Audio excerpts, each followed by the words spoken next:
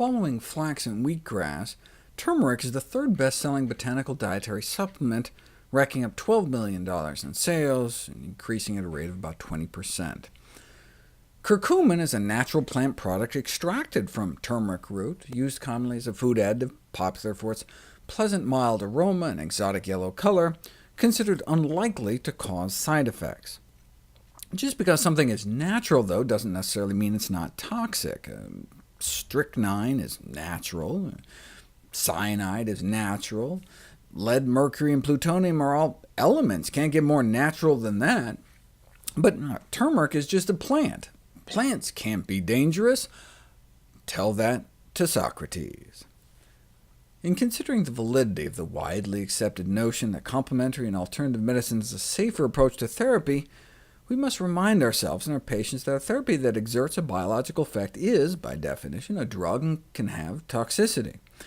It cannot be assumed that diet-derived agents will be innocuous when administered as pharmaceutical formulations at doses likely to exceed those consumed in the diet. Traditional Indian diets may include as much as a teaspoon of turmeric a day, which is the equivalent of about this much fresh turmeric root. If you look at the doses of turmeric that have been used in human studies, they range from less than 1/16 of a teaspoon a day up to about 2 tablespoons a day for over a month, whereas the curcumin trials have used up to the amount found in cups of the spice, around 100 times more than what curry lovers have been eating for centuries. Still without overt serious side effects in the short term at least, but if you combine both high-dose curcumin with black pepper for that 2,000% bioavailability boost, that could be like consuming the equivalent of 29 cups of turmeric a day. That kind of intake could bring peak blood levels up around here, where you start seeing some significant DNA damage, in vitro at least. So just incorporating turmeric into our cooking may be better than taking curcumin supplements, particularly during pregnancy. The only other contraindication cited in the most recent review was the potential to trigger gallbladder pain in people with gallstones. If anything, curcumin may help protect liver function and help prevent gallstones by acting as a cholecystokinetic agent, meaning it facilitates the pumping action of the gallbladder to keep the bile from stagnating. In this study, they gave people a small dose of curcumin, about the amount found like a quarter teaspoon of turmeric, and using ultrasound were able to visualize the gallbladder squeezing down in response, with an average change in volume about 29%. Optimally, though, you'd want to squeeze it in half, so they repeated the experiment with different doses, and it took about 40 milligrams to get a 50% contraction. That's about a third of a teaspoon of turmeric every day. On one hand, that's great, totally doable. But on the other hand, I'm thinking, wow, that's some incredibly powerful stuff.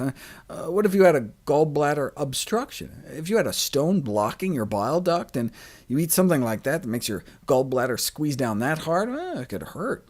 So patients with biliary tract obstruction should be careful about consuming curcumin. But for everybody else, these results suggest that curcumin can effectively induce the gallbladder to empty, and thereby reduce the risk of gallstone formation in the first place, and ultimately perhaps even gallbladder cancer.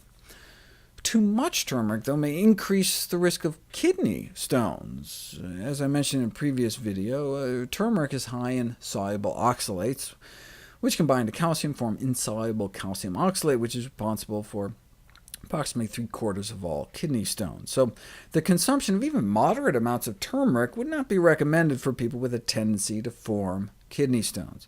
Such folks should restrict the consumption of total dietary oxalate to less than 40–50 milligrams a day, which means no more than at most a teaspoon of turmeric. So for example, those with gout are, by definition, it appears, at high risk for kidney stones, and so if their doctor wanted to treat gout inflammation with high-dose turmeric, then that's where curcumin supplements might come into play, because to reach high levels of curcumin in turmeric form would incur too much of an oxalate load.